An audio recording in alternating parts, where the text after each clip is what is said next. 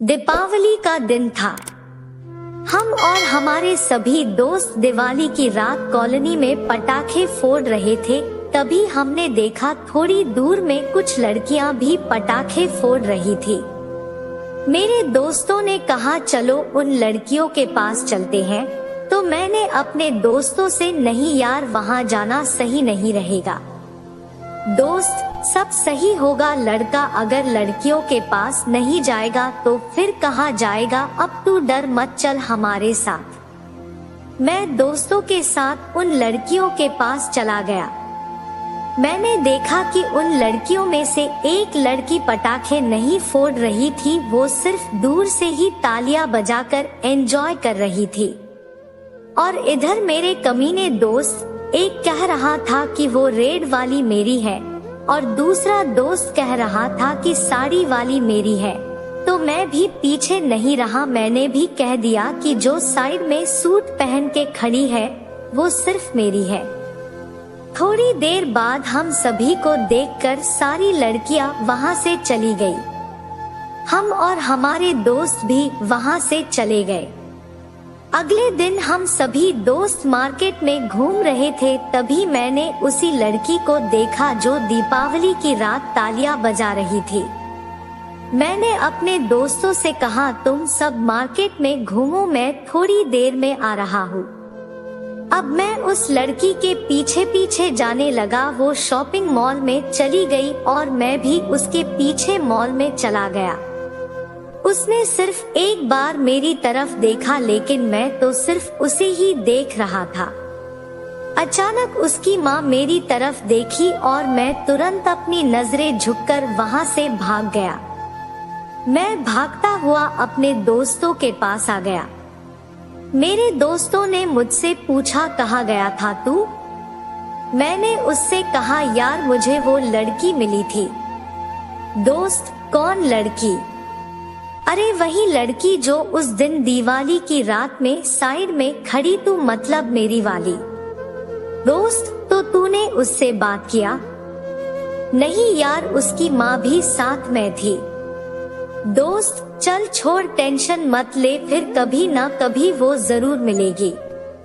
एक दिन मैं अपने घर में था तो मेरे एक दोस्त ने फोन किया। उसने मुझसे पूछा कहाँ है तू?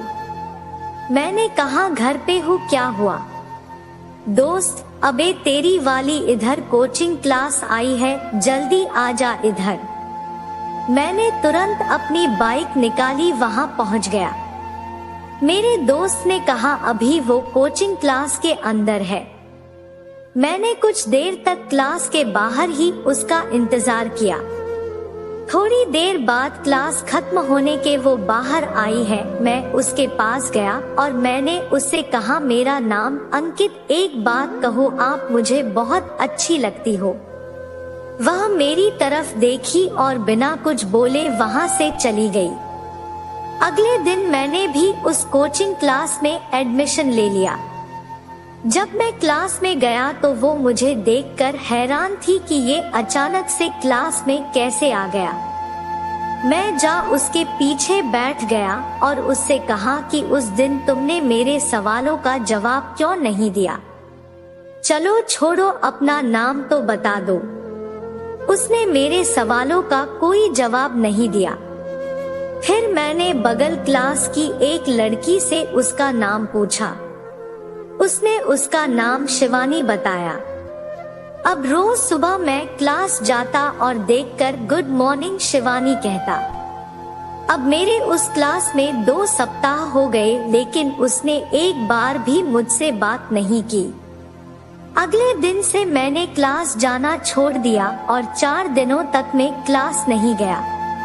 5वां दिन मैं क्लास गया, लेकिन इस बार मैंने उसे कुछ नहीं बोला और चुपचाप उसके पीछे जाकर बैठ गया।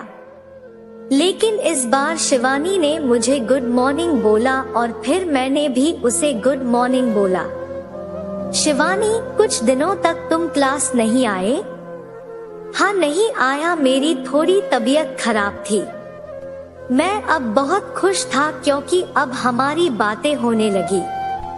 एक दिन क्लास में मैंने शिवानी का कॉपी मांगा और उस कॉपी के पीछे मैंने आई लव यू शिवानी लिखकर उसे दे दिया। जब उसने वह पढ़ा तो मेरी तरफ देखकर मुस्कुराई और फिर उसने भी उस कॉपी में उसी जगह आई लव यू टू लिखा।